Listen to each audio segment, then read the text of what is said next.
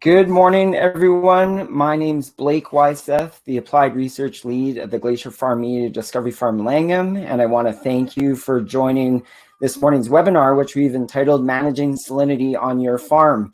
Now, I want to apologize for the technical issues we experienced this morning, but I understand that our great support team has sorted everything out, so we should be good for the duration of the webinar. So thank you again for joining this morning. We've put together a group of two expert speakers for this morning's webinar who will both share their perspective on this topic and specifically highlighting how perennial forages can be used as a tool to manage saline soils on your farm. So our first speaker is Dr. Bart Lardner, who is a professor in the Department of Animal and Poultry Science at the University of Saskatchewan and a researcher at the Livestock and Forage Center of Excellence. And then we also have Jeremy Brown, representing Ducks Unlimited Canada, as one of our project partners to the Salinity Project. And so the topic of this webinar does align very closely with our ongoing Salinity project that we have at the Discovery Farm. And so to begin the webinar, I will share just some context on that project to kind of kick off this topic and then turn it to our guest speakers. So a few housekeeping items before we get going. I just wanted to encourage you all to participate with us and be active. If you have any questions, you can be sure to put those in the chat function on the right-hand side of your screen, and we'll be monitoring that and addressing them at the end of the webinar as time allows. Should you have any technical issues, I would just encourage you to refresh your browser, and it should take care of most of those.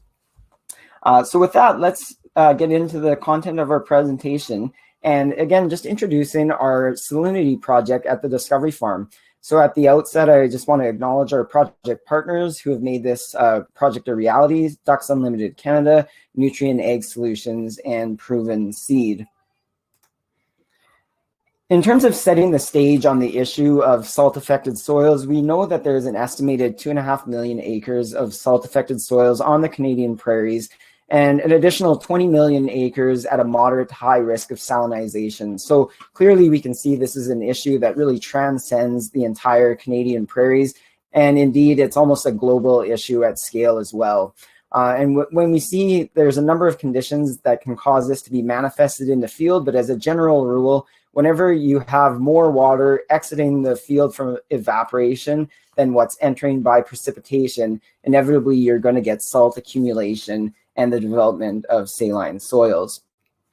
So we certainly saw this at some of our land at the Discovery Farm, where we have, patches of marginally productive land due to salinity. And when we saw from experience of putting in annual crops to these areas over the last number of years, be it canola or wheat, we just saw poor productivity in some of these areas due to intense weed pressure and poor crop competition. So we wanted to take a targeted approach and seed a small area of the site to perennial forages as a strategy and tool to deal with these saline soils. And so really we see this as an extension of how we're trying to use precision agriculture on our site by using targeted management practices in a specific area.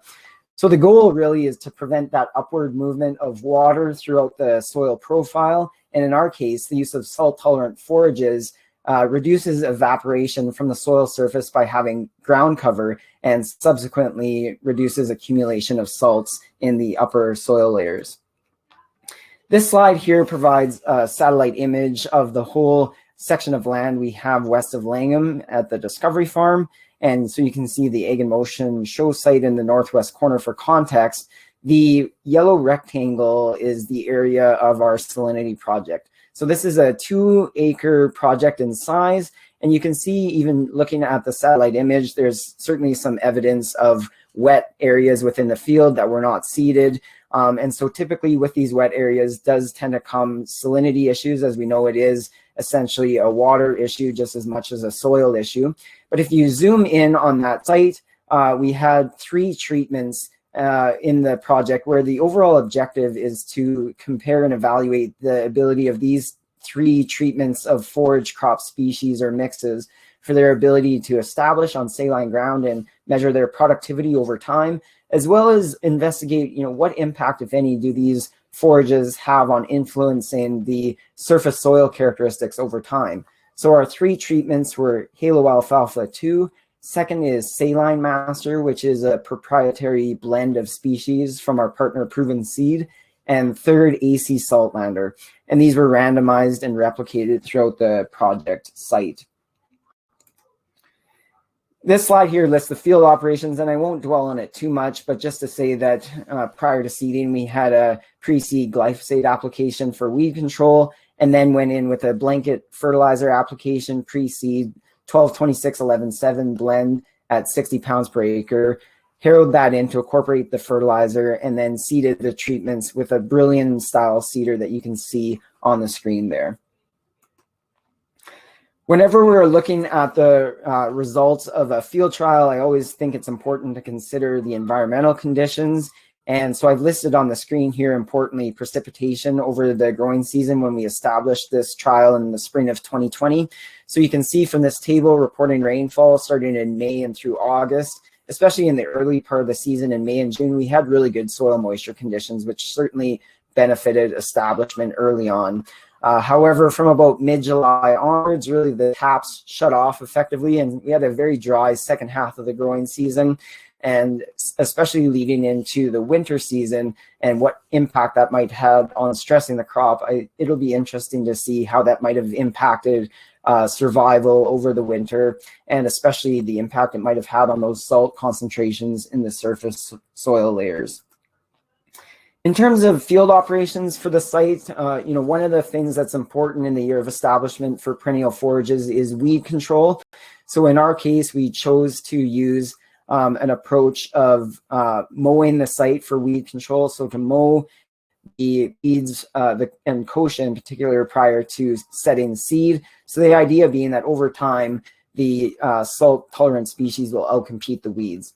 So we had 2 cutting events that were timed to coincide roughly with mowing or with cutting events for a forage crop, but also timed to achieve that goal of killing the kochia weeds before they set seeds. So the first event was on July 6th at approximately a 5-inch cutting height, and then we had a second cut on August 4th. And at this time, we decided to look at what impact variable cutting heights might have had on forage survival and establishment. So we split each plot in half and did 2 cutting heights, a 2-inch and a 6-inch cut height.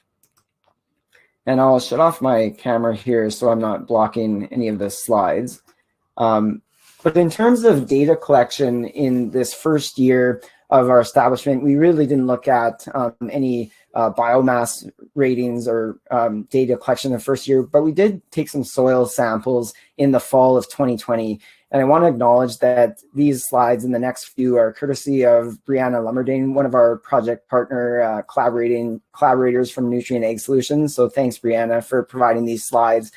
I'll show a series of slides that really is taking soil test results from a transect across the project area. And one of the interesting things we'll see is just how there's really quite a surprising amount of variability in the soil conditions across such a small site, which makes it a challenge for assessing the extent of soil salinity issues and then how to manage it appropriately.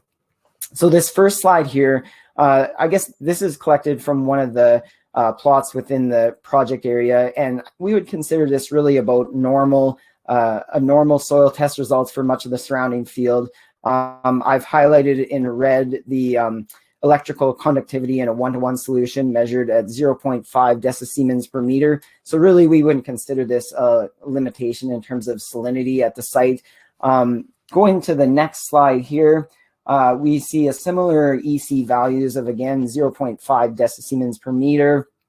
The only thing we might say about this soil is that our available nutrient levels are perhaps on the lower end, which would limit productivity. However, just a few, maybe less than 100 meters down within the same project area, this is the soil test result that we see. So whereas we saw EC values before of 0.5, now we're up to 4.1 decisiemens per meter, which is certainly on the end of being a severe limitation in terms of crop productivity. Our available sulfate levels are off the charts really at greater than 250 pounds per acre, as well as much higher available sodium levels, which is what we might expect given that most of the salts are sulfate salts in our region of Saskatchewan. You can see a picture here of the site, and we are seeing certainly the evidence of salt in terms of the weed species present, but we do see AC saltlander in the picture as well. This is another test that was taken just a little further down within the plot. So we see slightly less EC values at 3.5 decisiemens per meter, still very high available sulfates and high sodium levels. But interestingly, we see quite a surprisingly good catch of the Halo 2 alfalfa, even in this tremendously saline soil, which is quite, I was quite surprised to see that. And this is the final test result, again, where we see from another plot over, more of a moderate level of salinity at 1.7 decisiemens per meter, still a high in available sulfates and sodium. And you can see the associated picture with that plot. So the point in this, again, I want to say is I was quite surprised in the variability in soil test electrical conductivity values in such a small area. And what you would consider a relatively small portion of the field. The entire project is only 2 acres, and it's on relatively level topography. So where you might not expect to see a high level of variability, we saw quite an enormous amount of variability in our electrical conductivity values. So again, it just presents a challenge when we want to, assess the extent of salinity issues. So the point is collecting those soil samples can be an important tool to help us understand that. In terms of the 2021 season, we will begin with measuring our productivity in terms of biomass at the normal forage cutting season. And we'll also be continuing to take soil samples at the fall of 2021. Again, looking, is there any change in those soil properties? And while I don't think we'd expect to see much change in 2021, perhaps as the project continues to go on in subsequent years, we might see some impact in maybe the surface salts or the organic matter from productivity over time. Now, the picture I've included on the screen here is one that I took last week on the site, so March 26th. And you can interpret this picture in a couple ways. Number one, you can see there's certainly a lot of evidence of kochia there from the 2020 season. However, on the flip side, you do see the halo alfalfa growing up and emerging from underneath even very early on in the spring here. So what I think when I see that is because we've done this practice, we're putting in forages, we're getting that early crop growth and competition.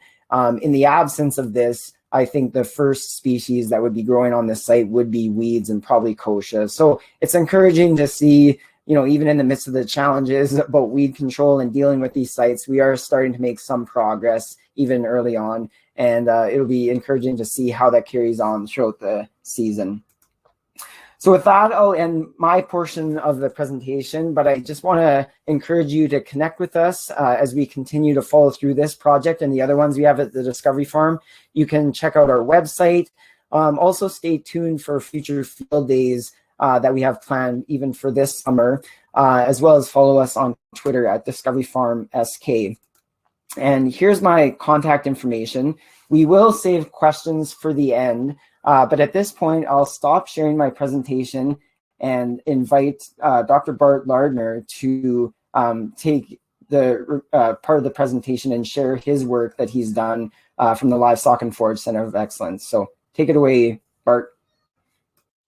Okay, thank you, Blake. Can you hear me? Yep, you are coming through good. Good. Thank you. Well, thanks for this invitation to participate this morning. And by no means am I a salinity expert, but certainly in my mind, being a forage guy, it's always important to try and establish forages on maybe some crop land that may not be producing that cash crop. And so I want to talk about this morning, just again, repeat some of the background on salinity, and then look at a study that we are doing at the Livestock Forage Center of Excellence at Clavet, Saskatchewan. So yeah, as many of you might know, I guess, my program's all about forage and beef research. It's all about beef systems, forage systems. And so the work that we've done over the last 25 years at Lanigan, Saskatchewan, at Tremundy Research Ranch, just falls in place here this morning in terms of looking at annual and or perennial forages. And so, is there some opportunity to actually get the crop guy working with the livestock guy? And in my mind, I think that's a huge benefit. So I want to talk about, salinity, the issues. Certainly, we've dealt with salinity at Lanigan over the years. The big issues being, foxtail barley, as well as, some of those other invasive weeds, absinthe, wormwood. And so anything we can do, any strategy we can do to maybe get productive forage crop growing on that acre of land, in my mind, is a win-win situation. And so we'll talk about some of the strategies that are out there. And then I'm going to get into talking about what are some of the saline tolerant forages that we can think about. And then I'll talk specifically about a study, thanks to Sask Ag and Food Adopt program, funded study called Evaluation of Alfalfa and Grass Species for Salinity Control. And then we'll just kind of do a summary on some of our findings and then some additional conversation about some other forage types. So yeah, as we heard Blake say, salinity is a huge issue. It's not going to go away. It's increasing. And, in my mind, you look at the soil profile that water percolates down through, the minerals it picks up, the sodium, the calcium, the magnesium, salts. We deal with it for water quality in terms of livestock water quality. And so certainly they come to the surface and they're certainly a detriment to growing that cash crop or being productive on that acre of land. And so it doesn't take, much to figure out that, we're putting a lot of inputs on that acre of land. And I just went to the Sask crop production guide, and I may or may not be right or wrong, but to put in a cash crop, a pea, a lentil, a wheat, a barley, an oat, I think your input costs are $150 to $200 an acre to really not have anything, of value to sell off that acre of land. And so can we come back with plan B, and can we get a saline tolerant forage crop out there? And so, yeah, just to reflect what Blake said, there's an awful lot of acres out there across the Canadian prairies. You can see this map and the issues in terms of salinization that may be at risk or really are reducing yield of those crops going forward. And I guess I need to just step back here a second and mention that there's many researchers have come before me, and I need to recognize those folks now. That's Dr. Harold Stepoon at Swift Current, done a lot of research in this area. Dr. Les Henry here at the University of Saskatchewan, as well as my colleagues, Dr. Alan Awas at Swift Current, and other folks like Bill Houston at Ag Canada. And so I'm going to mention some of those information findings from those folks here this morning. But yeah, the issue of soil salinity really does affect, yield, and so in some points, in some cases, reduces that crop potential to zero.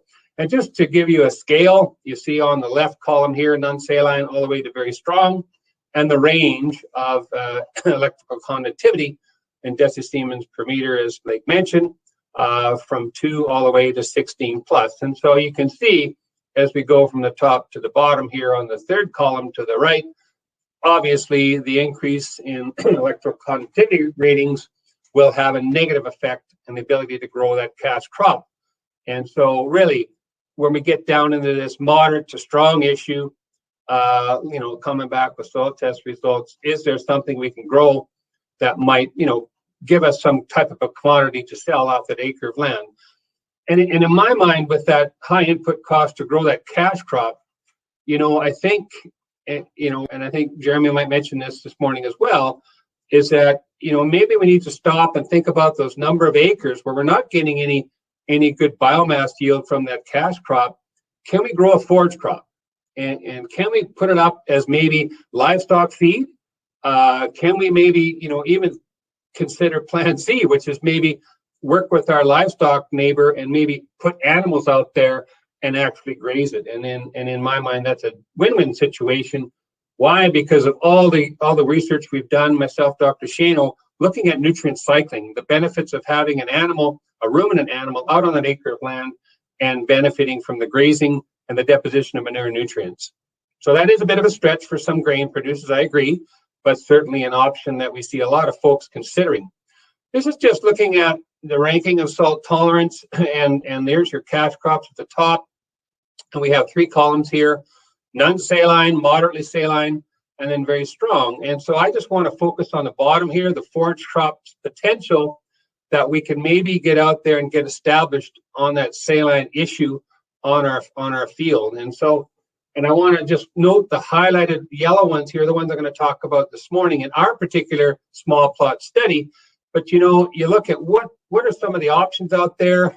We have these creeping meadow fescue. We have, creeping meadow foxtail, smooth brome, give or take, pros and cons with that species. Alfalfa, there's a tremendous number of alfalfa varieties out there. We heard Halo 2 that we heard previous speaker. And then we go to some of these grass species. And so some rigorous saline tolerant species include our options like slender, tall on the wheatgrass category. And then I'll talk a little bit about this guy, which I think is a real winner, the green wheatgrass variety AC Saltlander. So what are some of the strategies I want to focus on this morning? And we've heard some of those. Variable rate inputs, you know, when you're not getting that yield per acre with that cash crop, that's kind of a no-brainer. Tile drainage, but really, in my mind, is there a potential to establish a perennial cover out there on that saline complex you see in the background here? And unfortunately, that is an indication of a lot of quarter sections in our province. So it's a little bit about our small plot study. The whole process was to look at using maybe a saline tolerant legume like alfalfa and ends fixer with some of those grass species for salinity control. And you can see that we have creeping meadow foxtail up here. There's our friend smooth brome grass, slender wheatgrass, and of course a saline tolerant alfalfa species. Now, I did mention AC Saltlander, and you know, I guess our objective was to try and get it into this particular study. But there is this concern going around the industry that when you go and purchase AC Saltlander seed, there is a small contamination of downy brome or cheatgrass. And so that is a bit of a detriment. But certainly, I know that there's been several studies set up evaluating AC Saltlander, and they have been studies where there has been very clean seed put into the ground. And in my mind, I think that the industry is doing diligence, and we don't have that issue of maybe establishing an issue like a weed like cheatgrass or downy brome. And so that was one of the issues that we had in getting the species for our small plot study, was that whole issue of AC Saltlander. We'd love to have had it part of this program, but certainly with Blake's project and other projects, we're really excited to see the results going forward. So that in my mind, it's like, you know, if we have that saline acre or acres, you know, we can grow some type of a forage crop instead. We're really putting down litter. We're really putting down organic matter, and that's going to build up that soil profile. And so, yes, versus dealing with that saline acre that's going to be susceptible to wind erosion and all types of things, maybe we can think about a perennial forage that might get in there and grow some biomass and maybe put down some litter over consecutive years. As well, you know, you look at the different species of forage crops that are out there. This particular figure is just showing us some of the options. Maybe these are not all saline tolerant, but I think we want to focus on the rooting structures of these different species. So we have fibrous versus tap-rooted, okay? And here's lucerne or alfalfa. And so in my mind, if we can get a perennial alfalfa or lucerne variety established on that saline acre with that taproot, being able to go and maybe move those salts a little bit lower and maybe certainly benefit and extract some soil moisture in that soil profile. That's a good thing. So our particular study, as I said, evaluating a saline tolerant alfalfa species with several grass species for salinity control. And so We're just looking at the effect of synergies between these saline-tolerant legume and grass species on soil salinity, on forage biomass, quality, composition, persistence, and weed invasion. And so, as I said previously, is if we can grow, a forage species and get some tonnage off that acre that's potentially going to go in front of a beef animal, that in my mind is yield, and in my mind doesn't meet the quality for what that animal needs. So here's the species that we set up with our particular study: halo alfalfa, which has improved salt tolerance, good winter hardiness. Here's that smooth brome grass species in our study. Smooth brome, as many of you know, is an aggressive sod former, rhizomatous type species. It's more of a hay type species and a grazing type species with moderate saline tolerance. Slender wheatgrass revenue, I've worked with slender wheatgrass many times over the years. It too is one I would suggest right off the top, that and tall wheatgrass, to get into that saline problematic area on your farm or your ranch. But the big issue is right here. It's a short-lived, and it's just not palatable to putting in front of a beef animal. But certainly, if you blend it down with something else, maybe slender wheatgrass hay, maybe tall wheatgrass hay is not such a bad option, because we're getting something from that saline area. Here's another one, Garrison creeping meadow foxtail, and there's pros and cons. And so right away, these aggressive species, they do have the ability to mine nutrients and mine moisture out of that soil profile, maybe very competitive, not allowing some of those lesser competitive species to persist. And so, sometimes we get them into that acre land, maybe they're difficult to get out. But in this particular small plot study, it was in that mix, and certainly saline tolerance is there in terms of moderate salinity. Here's our treatments, okay? And so we had our halo alfalfa in binary mixture with these three grass species, and then we have one mixture where we had a quaternary mixture or a 4-species blend. Our alfalfa was smooth, creeping meadow foxtail, and slender wheatgrass. And of course, small plot study, small plot. As I mentioned, this was adopt funding, but we wanted to get some good replicated data out of it, and we'll go forward to maybe being part of a grad student's thesis. And so we set it up as a randomized complete block design.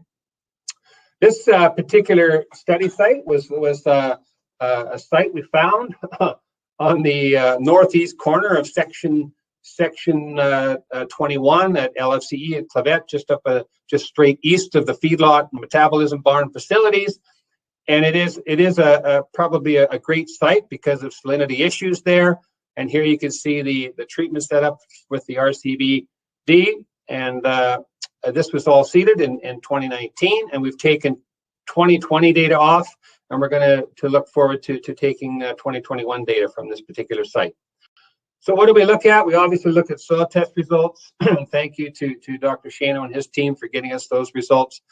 Nutrients, electrical conductivity, pH, and of course, let's look at how do these species establish, okay, in that saline area, and what was the blend of productive species versus invasive species like our weeds that were out there. And of course, we looked at obviously biomass and quality.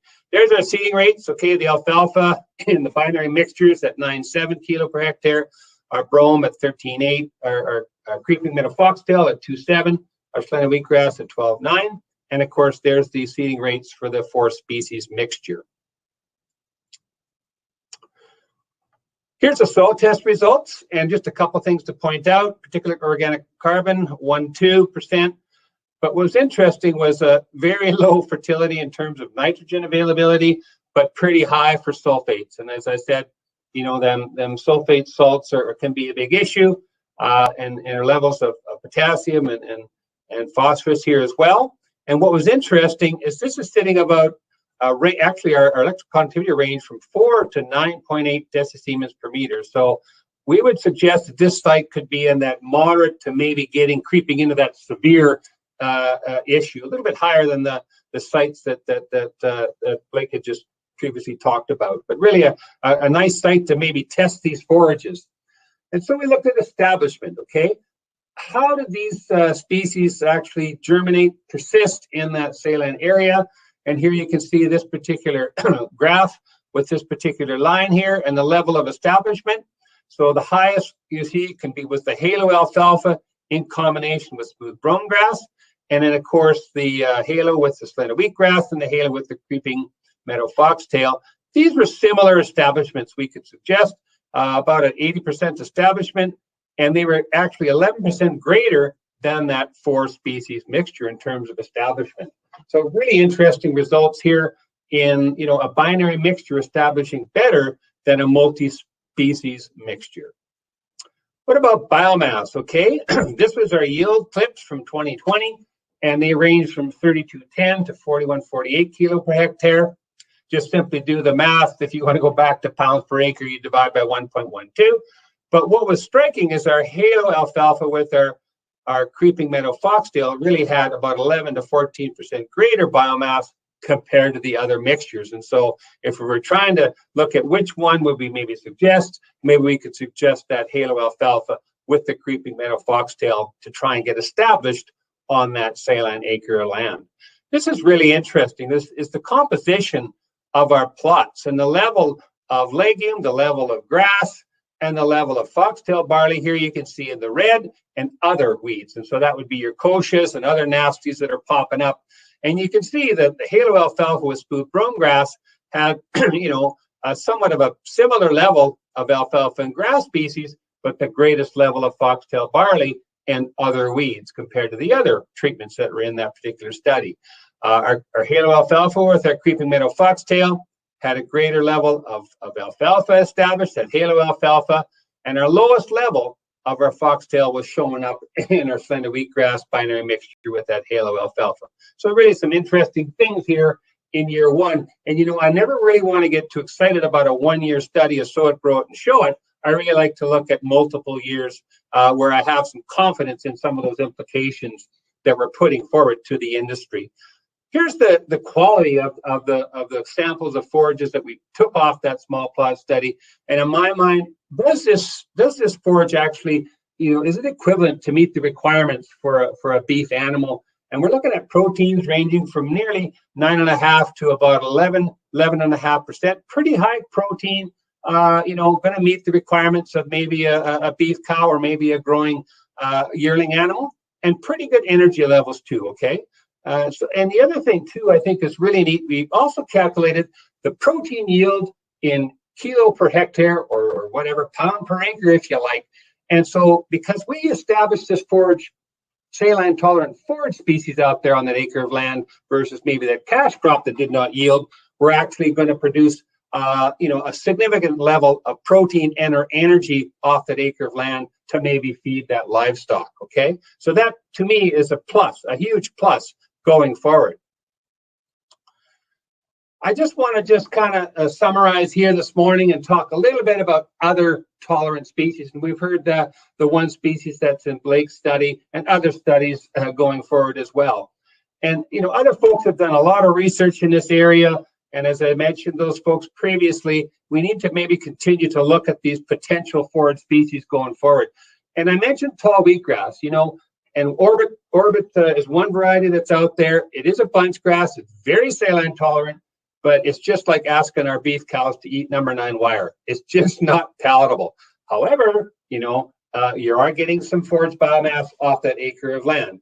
What's really neat is this particular variety here, well researched by Dr. Harold Stapoon at Swift Current over the years, and also Ellen Iwasa down there, is AC salt glander. And in my mind, it's really the option. Exceptional saline tolerance, in that moderate to severe saline issue for electrical conductivity. Similar biomass produced for your smooth bromes, and here's your orchard grass. Very good palatability and very good quality. And it does have the ability to displace foxtail and downy brome. In my work back in the late 90s, early 2000s at Lanigan, we were trying to establish smooth brome grass, meadow brome grass, hybrid brome grass in a grazing study, and all of a sudden foxtail barley was winning the race early in the spring, and our only option back then was Curb 50 SW, and that, my friends, is not a cheap solution. And so if we can get that saline tolerant forage out there, that's a fantastic thing.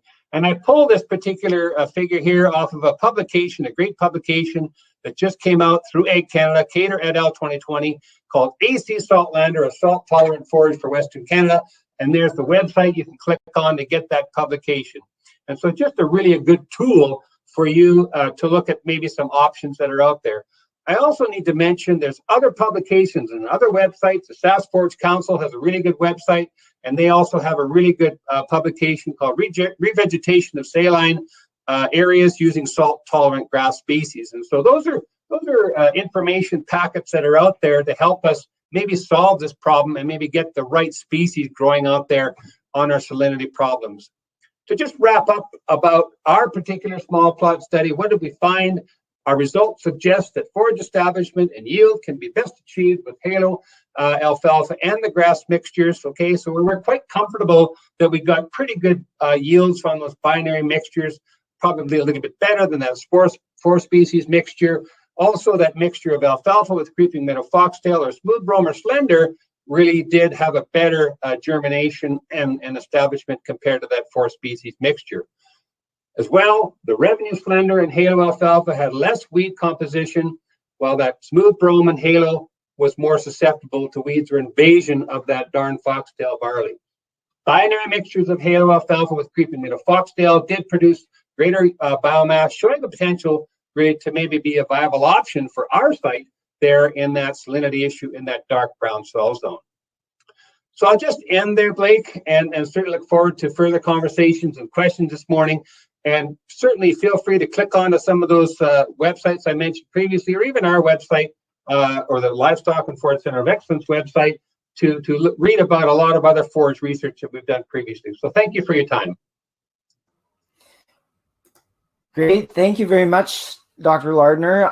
Really appreciate you sharing these results early on from your project, and I look forward to continuing to learn about this project as it continues to go on and you get more data from that. So really thank you for sharing your time and your thoughts on that. So for the next portion of the webinar, I'd like to have a conversation with Jeremy Brown with Ducks Unlimited Canada. And Jeremy, as in his role, is quite an expert forage crop agronomist, and so he's brought a lot to our trial in terms of helping me understand, how to establish this site and different things like that. So I really am thankful for Jeremy's expertise on this. And so Jeremy, I just have a few questions for you, about our project that we specifically have at the Discovery Farm Langham on this topic of establishing forages on saline soil. But before I go into our first question, I should remind the audience, because I think I forgot to do it in my opening remarks, that we have pre-applied for half of a CEU credit for certified crop advisors. So for those of you that are interested in that, you can go to the offers section on the right-hand side of the screen, and there's a QR code that you can scan. If you're having any issues, feel free to put a comment in our chat function, and we can help you out with that as well. But so Jeremy, for our first question, one of the things we've discussed in this webinar is how the use of perennial forages, it can be a good tool to manage saline soils, but the reality is that it is a long-term approach. And establishing that forage crop can look like you've had poor establishment even into that first fall after you've seeded it, right? And sometimes it causes us to question, did we make the right management decision?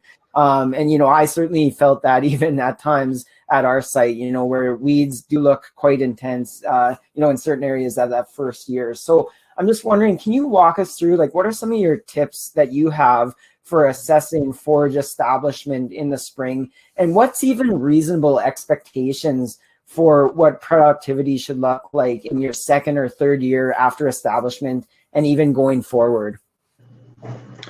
Yeah, thanks, Blake. That's a good question, and it's one that's commonly asked for sure. And that's one of the reasons that we're happy to be involved in this project, is to be able to demonstrate how we do navigate through some of those questions. So for sure, compared to annual crops, forages are slow to emerge and establish. And so for folks that aren't familiar with establishing grass or forages, they might find that a challenge to to be able to distinguish, do I have decent establishment here? Is there anything I need to do to enhance it? So one of the things that certainly can be done is plant counts. So ideally we'd be looking for in the neighborhood of 10 plants per square foot of the forages. But usually even if you have 5 or 6, it's fine. And even sometimes if there's only 1 or 2 per square foot, it can still turn into a decent stand if you're patient. And the other thing to keep in mind is that those seedlings can be tiny. Like they might only be 1 or 2 leaves and 1.5 inches or 2 inches high. So you really do have to get down on your hands and knees to have a good look in that first year.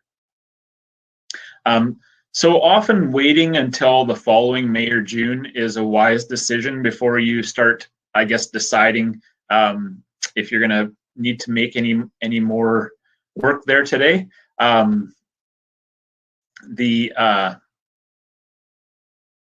That really can give you a better picture the following spring of what things are looking like. You have to remember that you're starting a slow battle with salinity, and the purpose of the forage is to grow, to provide ground cover, and use up soil moisture, which those two things combined can reduce your evaporation, and evaporation is really what's driving your salt problem. So we need to be patient and let the forages do that. I do have some pictures here that I could show that might give an idea, I guess, of how things might look over the first couple of years.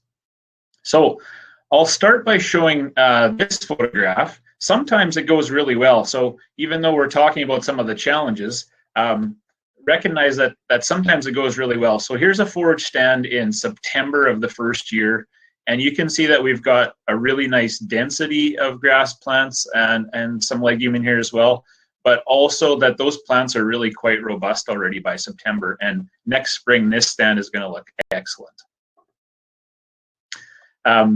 But sometimes it's not quite that beautiful. So here's another forage stand. You can see there are some grass plants coming here. They're anywhere from 2 or 3 leaf up to maybe 5 or 6, and again, a maximum of 4 inches high. And so there I can see probably half a dozen, maybe 8 plants in that photograph there, but you do have to pay attention to find them. What you're often going to see because of existing weed pressure is a lot of kochia, and this is probably in July of year 1. As the year progresses, you are going to see, as you would expect, that kochia is going to grow and mature. And a lot of times this is really concerning for people, but really you have to recognize, though, although we don't like this and it presents a bit of a challenge, this might be mostly what was growing the year before also, even when we had it seeded to an annual crop. This is an interesting photograph. So on split down the middle. So on the right side is what is seeded to forage on this land. So on the right, seeded to forage, you can see it's pretty much solid kochia from eye level. And on the left, you can see where the annual crop was still seeded. So there's wheat seeded here.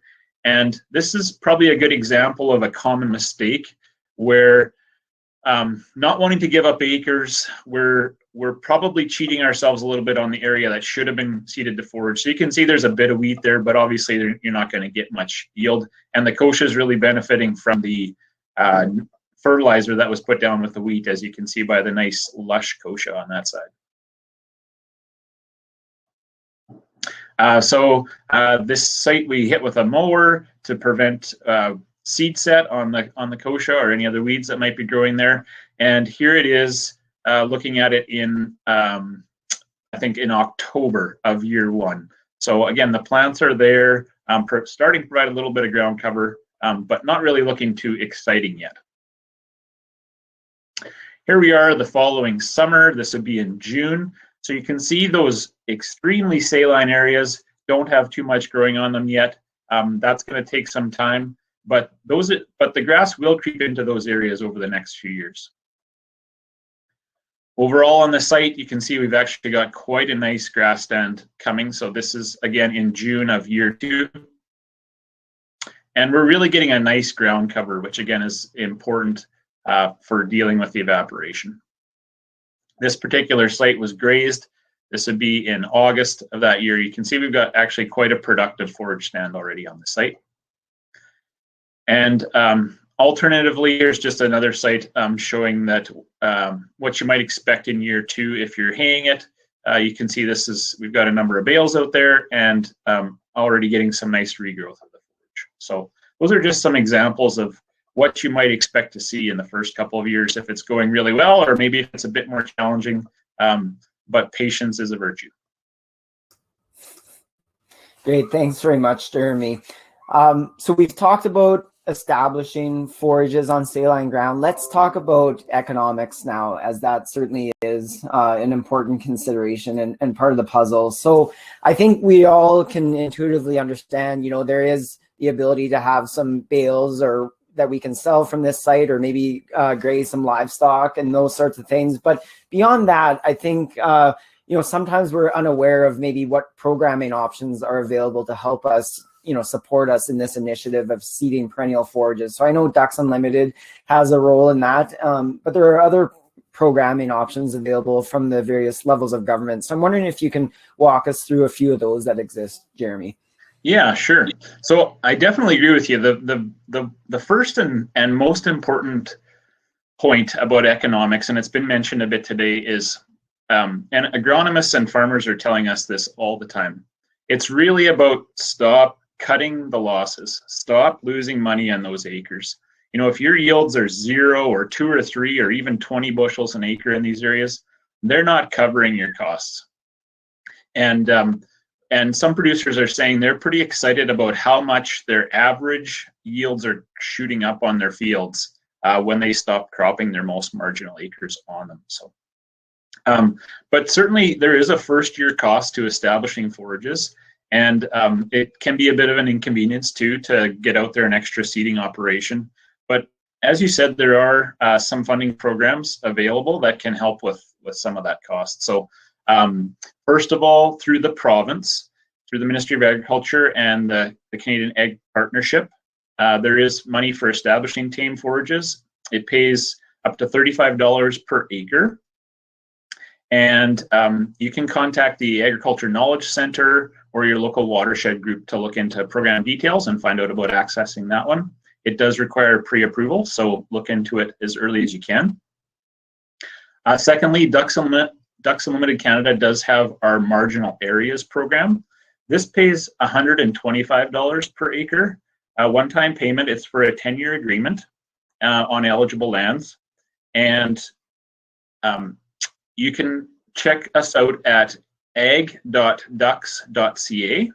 for program details. Or in Saskatchewan, you can call 866-252-DUCK. And thirdly, there's a lot of people are not aware, but Saskatchewan Crop Insurance does have forage establishment insurance. And it's actually a really good option that I encourage producers to look into. Premiums are only in the neighborhood of $3 to $6 per acre, and it does give you $90 coverage in the case of failed establishment this program year. Now, the deadline to apply for that one is March 31st, which is tomorrow, so you need to look into that one in a hurry, obviously. There is, so those are Saskatchewan details. Obviously, in other provinces, there are similar programs, and you just need to look into what those are. I can stick in the chat. I'll stick a link to a page that shows the funding for all these programs. That's on the Sask Forage Council website. Perfect. Thanks, Jeremy. And I've got one final question for you, but before I do that, I'll also just put it to our attendees. Feel free, if you have any questions, either for Dr. Lardner or Jeremy, feel free to put those in the chat function, and we should have a few minutes at the end to address those as well. But Jeremy, my final question for you. So we're turning the calendar to April 1st here shortly. Spring seeding is right around the corner. Even though we did have that snowstorm yesterday, but beyond that, we're going to be hitting the field here soon. So I'm just wondering, can you offer us, maybe a couple good tips, agronomic tips that you have going into seeding? Like, what's your top of mind consideration maybe you can share for us and our attendees for seeding forages going into the spring? Yeah, sure, Blake. I enjoy having this conversation just about every day with producers that are calling us about our funding program. So once you've determined which acres you want to change over, the next thing is looking at seed selection. So which species are going to be seeding here, and Bart talked about that a fair bit. So I guess I would encourage you to talk to the seed industry representatives, also agrologists at the Ministry of Agriculture or Ducks Unlimited Canada. And also a really great resource can be found, the Forage U-Pick tool at the Saskatchewan Forage Council website, which is sastforage.ca.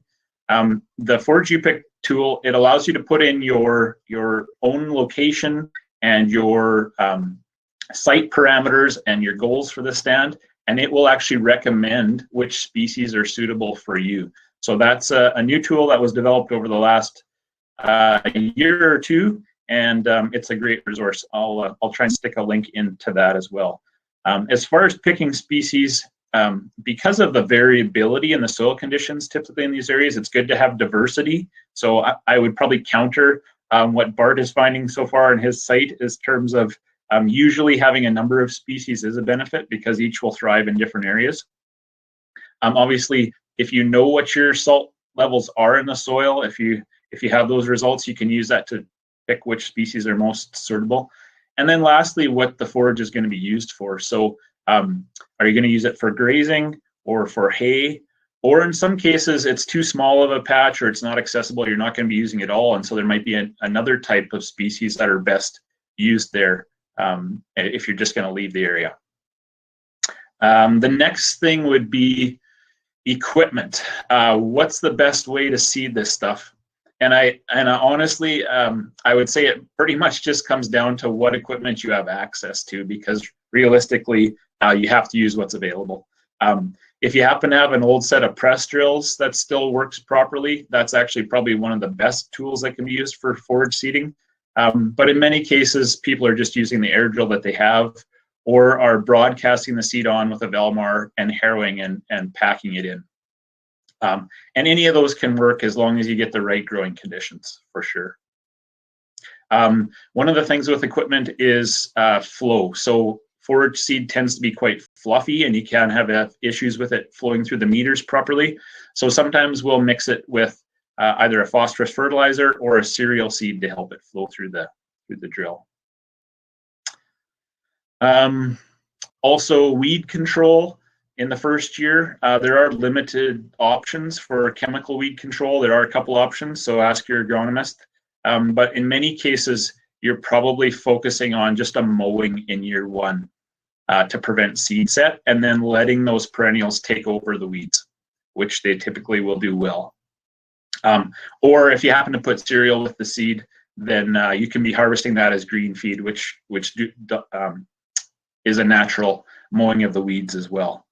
And I should also mention too, if you are going to use a cover crop, it's important that it is a cover crop and not a smother crop, as some people will say. And so you want to seed it at quite a light rate, somewhere in the 3/4 of a bushel to 1 bushel per acre will still give you a green feed yield, but not compete too much with your forages.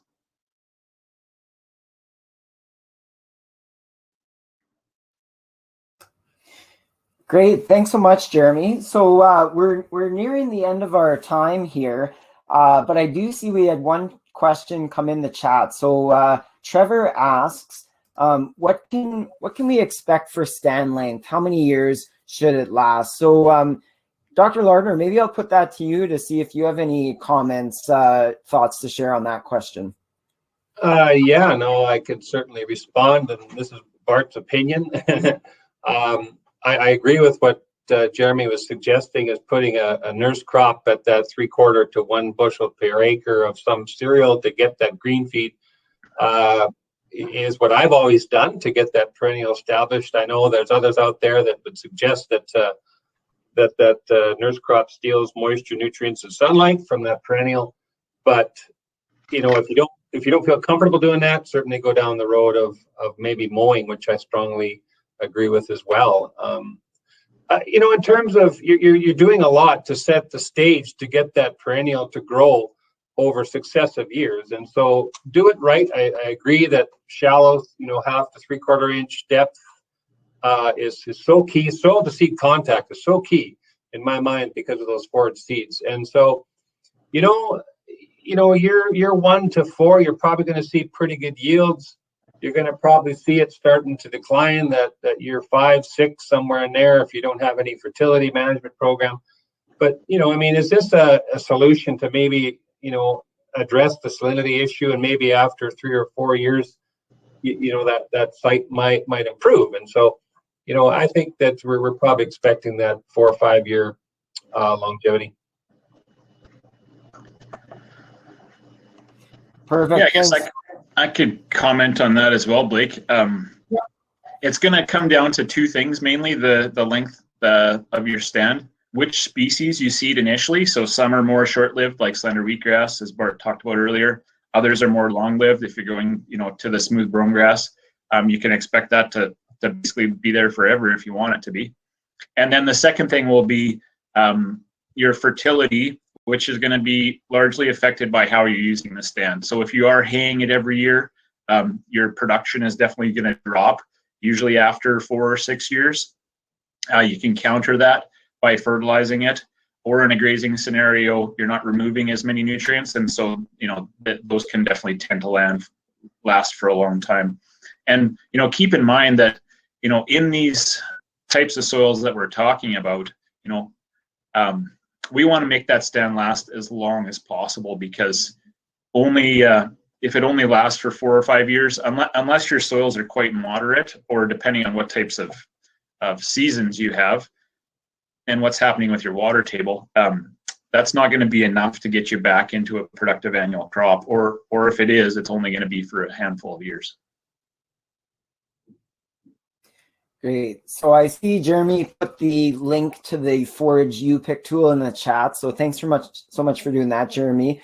I think we have time for one last question here before we conclude the webinar. So Ross asks, what's the best native species to plant in saline areas, and then you could graze it after harvest for the rest of the field? So I'm wondering if either Jeremy or Bart, if you care to share any thoughts on that. I'll let Jeremy respond. I just want to make sure I heard that right. Was that native species, Blake? That's correct. Yeah. Okay. The biggest challenge with trying to seed native species in these areas is that there are a number of native species that are tolerant to saline soils, but most of them, there isn't a seed supply. So the seed supply of native forages is largely focused on species that are not going to necessarily thrive in those areas. But some species that would sort of tweak both of those options would be, for sure, slender wheatgrass would be the first one I would think of, intermediate wheatgrass, and maybe western wheatgrass. Great, thanks so much. So with that, let's conclude today's webinar session. I do want to again thank our guest speakers, Dr. Bart Lardner, Jeremy Brown with Ducks Unlimited Canada, and as well as our project partners, again, Nutrien Ag Solutions, Proven Seed, and Ducks Unlimited for this project. I would encourage you to stay tuned with us at Discovery Farm as we continue to report on what we're finding from this project. I continue to also be following along with the good work that Dr. Lardner is doing at the Livestock and Forage Center of Excellence. So with that, again, final reminder for those who are interested in getting that CCA credit, you can find it in the offers section on the side of the webinar. But with that, thank you everyone for joining this webinar, and I wish you a safe and successful spring planting season coming up here right away. Take care, everyone. Thanks for having me. Thanks, bye.